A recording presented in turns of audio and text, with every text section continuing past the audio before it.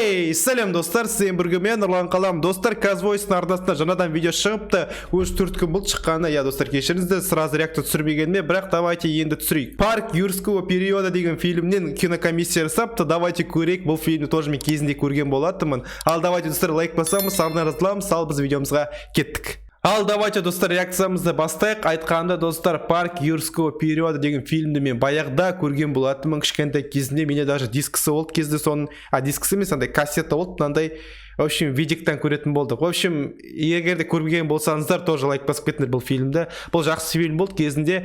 Бұл жаңа юрский период ма екен, немесе ескі ма екен? Қазір көреміз енді. Ескі сияқты мен ойымша. Қауіпті динозаврлар. Ескі бұл, я. Так, көреміз, ал все, болды, үндемеймін енді, мен қараймыз. Жерсіндіретін уақыт қай кез? Әрине түн. Және оларды қай жерге түсіреміз? Дұрыс, жердің ең жүнді жеріне. Логика дейсің. Ағаштар өздерімен өздері билей бастайды. Тордың ішіне жарғы жақ болғанына қарағанда динозаврлар қараңғыдан қорқады. Ауыл контейнер ешқандай күштің әсерінсіз артқа жылжыды. Жофри жерге құлап жатқанда біреудің алақаны экранға сәлем береді. Ал келесі кадрда сәлем берген кім ол деп аң-таң боламыз. Сосын дәл осы кадрда жаңбыр жауып кетеді, бірақ бұған дейін және бұдан кейін ешқандай жауынды байқамаймыз. Малдунның басынан шляпа жоғалады. Секунд өте бере бас киімі есін табады. Тезіз айтып отыр ғой қателіктерді. Топыраққа сіңіп тастан қиын ажырайды. Палеонтологтар сүйекті тапқаннан соң оны айлап отырып тазалайды. Ал кинода жай қылғаламмен тазалайтындай дайын қаңқан әкеліп көмез алған. Керек десең мұрнына саусақты тығып жіберіп. Соң айтам. Мұрын боғын тазалауға болады. Велоцираптор? Да, и в хорошем состоянии. Ескі фильм, ё-моё, ескі фильм ғой, ё-моё. Велоцираптор динозавры ақштан емес, Моңғолиядан қазып алынған. Сосын құбыжықтың бойы ақтөс алабайды төбелестіруге ғана жарайды. Қайдағы 2 метр? Какой-то он не очень страшный. Ай, балақай, сен мыналардың артында тұрып қалай көріп тұрсың? Көзің рентген ба не? Потому что велоцирапторы охотятся стаей. Сен бұны сүйегіне қарап айта салдың ба? Трейлердің есігі сыртынан алғанда тұтқасымен ары қарап тұрады. Ішінен алғанда бергі жаққа ауысады. Ал трейлердің өзі кішкентай ғана болып көрініп еді ғой. Мынау не? Спорт залға кіріп кеттік пе қазір? Ұшақ қонғанда оның оң жақ артынан ештеңе байқамаймыз. Бірақ Грант сол жермен өткенде кір жайылып, трейлер пайда бола кетеді. Я, достар, бірақ мен ойымша бұл фильмді барлығынан кешіруге болады, өйткені бұл баяғыда түсірілген фильм. Шын айтсам, кезінде маған бұл фильм ұнады даже. Қатты ұнаған болатын. Динозаврлар үшін мен біле әйтеуір динозаврларды көргенім үшін әйтеуір ұнаттым осы фильмді. Кәз ғана Грант тікұшақтың қонғанын көріп, соған жүгіріп бара жатып, мына қарт кісінің тікұшақтан түсіп ішке кірген көз алдынан байқамады дегілерің келе ме? Стаканды сүртіп тұрған сүлгі уақыт өте келе қызарып кетеді. Денис сөмкені сол қолтығына қысып отырады. Кадр арасында ол өз тірлігімен кетіп қалады. Денис алақанына көбікті жағып алып сүртпекші болады, бірақ сүртпес бұрын алақан өзімен өзі тазарады. Я изучаю теорию хаоса, чтобы вы знали. Динозаврлар саябағын тексеру мақсатында дымға қатысы жоқ маманды шақыртыпты. Мен де барайын онда динозаврлардың көзін ашып беруге. Хаммонд арғы терезе жағында отырады, түсерде бірінші болып бергі терезеден түседі. Үстінен алғанда екі джиптің тұрғанын байқаймыз, келесі кадрда олар енді тоқтай бастайды. Хаммонд отырған машина тоқтағандай әрекет жасайды, сөйтсек әлі тоқтамаған екен. Гранттың қасында отырған Малкольм секунд өте бере ауада еріп кетеді. Бұлтта орай 1 секундта күнге ауысады. Әдетте кадрға түспеген нәрсе кейіпкерлерге байқалмайды. Ендігі мынадай дәу нәрсені көрген кезде алыстан ақ байқап, аулаға кіре бергенде көліктің ішінде отырып, астыңғы жағы тізесіне жетпей қалу керек емес. Андай үлкен динозаврды алыстан көресің ғой, сразу жақындаған кезде көріп тұрған ес, бір қатырады, ё-моё. Элли Гранттың алдында тұрады да, ё-моё, компьютер графика екен көрініп тұр сразу. Қасқағым сәтте артына телепортталады. С помощью тончайших инструментов они извлекли сохранившуюся кровь из комара. Қалай 100 миллион жыл бұрын қатып қалған мазаның ішінде қан сұйық күйде сақталады? Қан деген қазір-ақ үйіп қалатын сұйықтық емес пе?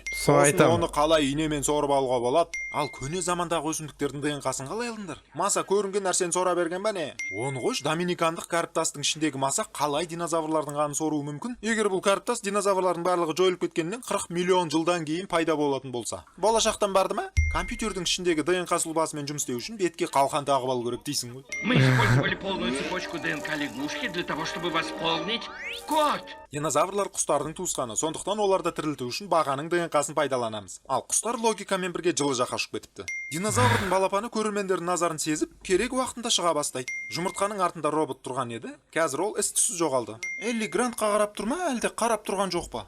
Это велоцираптор. Вы выводите хищников? Қызық сұрақ екен. Саған бағана Хаммонд аралда тиранозавр бар екенін айтты ғой. Сенің ойыңша тиранозавр жыртқыштар отрядына жатпай ма? Жыртқыштардың арасынан ақ футболкадағы біреудің бейнесі көрініп қалды. 3 велоцираптор бір соғым малды 1 минутта жеп қойып үлгереді. Оның үстінен сиырдың қанын артынша жуып шайып, әдептілік танытыпты. Малкольм Эллидің қасында тұрады да молекулаға ыдырап кетеді. Қоршау дарбазадан бір-ақ қадам жасап барып бітіп қалғысы келеді. Парам следует гореть, но они не включаются. Қателеспе, жанып тұр ғой. Деннис алға қарап сөйлеп отыр, бірақ Хаммонд оның оң жағында тұрған болып шығады. Мне жаль, что у тебя финансовые проблемы, Деннис, но я прошу учесть. Это твои проблемы. Ақшаны аямайтын ауқатты адам саябақ жұмыстарының маңызды қызметкеріне тиынын қимай тұр.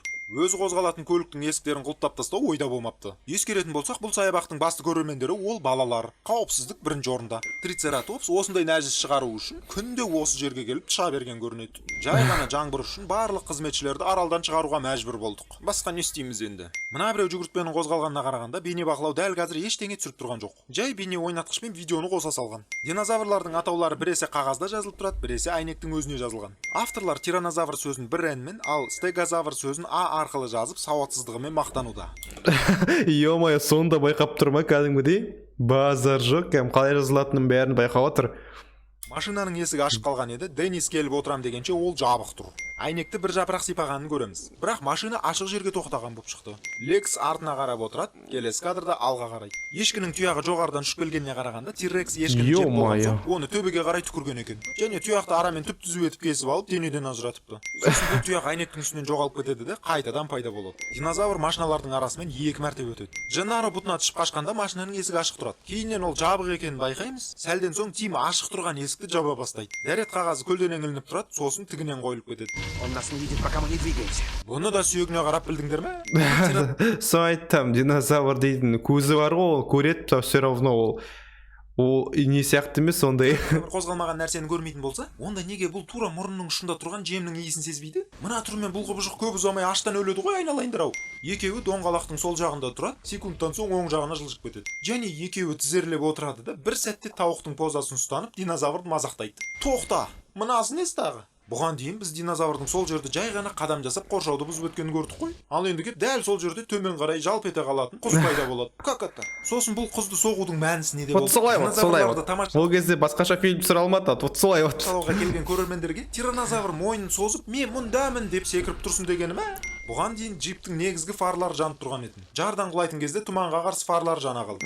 Деннис рульді оңға қарай бұрса да дөңгелектеріне бәрібір екен. Ал джип балшыққа соғысып, келесі кадрда олай емес болып шықты. Анықтаушы жоғары қарап тұрады, минуттан соң сол жағына бұрылады. Бұл фильмде бірдей велоцирапторды дәу қылып көрсетсе, сүйеміз бұқамен бірдей дилофазаврды керісінше қошқардың өлшемімен теңей салыпты. Деннис жейдесіндегі сілемейлі затты ұстаған кезде, ол алдын ала қолына жағылғанын біліп қоямыз. Көрініп тұр, қолында тұр. Ал ағашқа Грант жақындағанда сол қабырға біздің көзімізге көрінбей қалады. Машина фармен қалың бұтақтың үстіне түседі. Сәлден соң шетке жылжып кетеді. Үстіңнен қауіп төніп тұрса, оңға не солға сытылып кетудің орнына түп-түзу төмен қарай түсуді жалғастыра беру керек. Немене кино түсіріп жатсыңдар ма? Мына жарық ненікі? Топыраққа терең кеткен ағаштың тамыры машина жермен соқтығысқанда қозғалсаңда деп қояды. Малкольм джиптің басынан Тирекстің үлкен ізін байқайды. Алайда ол алдыңғы дубльде болған жоқ екен. Элли мен Малду машинаның артынан төмен түсіп, оп-оңай көтерілген екен. Қанаттарыңды көрсетсеңдерші бізге. Артқа қарайтын айнаның жақындататын функциясы бар.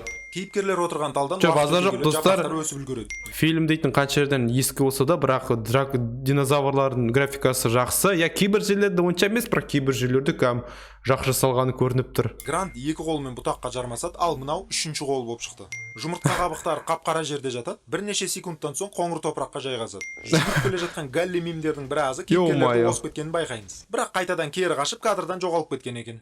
Во время открытия Диснейленда в 56-м году. Диснейленд 56 емес 55-ші жылы ашылды. Элли қашып бара жатып бір бөренені 2 рет секіреді. Грант Тимді тосып алам деп дәл астында тұрады, сосын Тимнің ұшатынын білгендей бірнеше қадам артқа қашады. Адамды тоқшалса міндетті түрде ұшады. Тимді тоқтартқанда жолаққа түзу болып орналасқан. Ал одан бұрын олар бұрыш жасап қисайған етін. Велоцираптор бағанадан бері тыныш отырып, Элли қосқышты жаққан кезде ғана бір жағадан бас шығарып атып шығады. Және тістелген қолда Эллиді күтіп керек уақытында иықтан ұстайды. Ал қаланған адамның қолы жерде жатпай, биік жерде тұру керек екен. Егер бүкіл қызметшілер баяғыдан бері аралдан қашып кеткен болса, онда мына ауызашар кім әзірлеген? Түсірілім тобы ма? Босағаның ар жағынан динозаврдың сипап тұрған қолды байқаймыз. 2 метрлік динозаврды 2 балақай ұстап қала алады. Қайдағы автомат бұл Винчестер ғой. Сосын неге қаруға өзі созылғанша түк істемей тұрған Тимге әпергізе салмасқа? Саябақ жұмысын іске қосатын күрделі жүйені қалпына келтіру үшін Лекс болып жатқан жағдайға сасқалақтамай 1 минутта тындырып үлгереді. Грант, Мынадай Ема, телефонмен ұмытып қалдым вообще фильмді шын айтсам. Раптор қоршауды басымен ұстап тұрады, бірақ осы сәтте ауада Қайтадан қарайтын осы фильмді? Егер ол одан кейін төмен қарай еденге құлайтын болса, астына стол қойып тұрды ма? Камераға түспеген нәрсе естілмейді де көрінбейді де. Әйтпесе мынадай дәу денені кейіпкерлер қалай байқамайды? Ең бірінші сол жаққа қарамай ма? Бас кейіпкерлер Хаммонд отырған джипқа мініп кетіп қалғанын көреміз. Қазір Грант басқа көліктен түседі, ал оның отбасы Хаммондпен бірге жаяу келе жатады. Жолда ұрысып қалды ма не? Юра дәуірінің саябағы фильмі ат айтып тұрғанда юралық кезеңді сипаттайды. Бірақ бұл заманда ешқандай тиранозавр, велоцираптор және трицератопс мекен етпеген біле білсек. Базар жоқ. 105 қателік. Ё-майо. В общем, достар, видеоны қарап болдық. Мен әрине лайк басам видеоға. Видео маған ұнады, я. Бірақ әрине мен көп комментарий бере алмадым бұл фильм туралы. Өйткені мен шын айтсам бұл фильмді уже ұмытып қалдым. Баяғыда қарадым, мен шын айтсам кішкентай кезінде. Сол себепті егерде көп сөйлемеген болсам, реакцияға айып етпеңіздер. Бәлкім келесі оның видеоларына біз жақсы реакция берерміз. Бірақ көпшілігіне как раз сол менің аз сөйлегенім ұнайтын сияқты, өйткені көпшілік жазады комментарияда, Нұрлан неге стоп басып сөйлей бересің деп. Білмеймін достар, егер сіздер менің сөйлегеніммен қарағыларың келмесе, сіздер просто оригиналды қарай аласыздар. Реакцияда мен әрқашанда өз ойымды айтуға тырысамын, өзімнің ойымды қосуға тырысамын видеоның ішіне пауза қосып. В общем, осылай, короче. Бірақ видео маған ұнады, айтқанымдай лайк бастым. И келесі видеоларды күтем Казвойстан. Иә, Парк Юрского период дейтін бұл ескі фильм. Бұл фильмді мен баяғыда кішкентай кезімде көрдім. Сол кезде маған ұнады. Бірақ мен уже есімде вообще жоқ бұл фильм. Қазір мен просто ана актерді білем, тек басты кейіпкердің актері, сол танып қалдым. И кейбір сценалар так есіме түсті. Бірақ фильмнің көпшілік жерлерін ұмытып қалыппын. Мен ойлап тұрмын, даже қайтадан қарайын ба деп осы фильмді енді. Ал сіздерге қалай достар осы фильм? Ұнай ма сіздерге, ұнамай ма, соны комментарий жазып кетіңдер. Сонымен қатар осы видеода оценка беріп кетіңдер. Яғни осы кинокомиссия Казвойстың қалай сіздерге ұнады ма, күлкілі болды ма, жазып кетіңдер комментарийға. В общем, сіздермен Нұрлан қалам, кездескенше сау болыңыздар.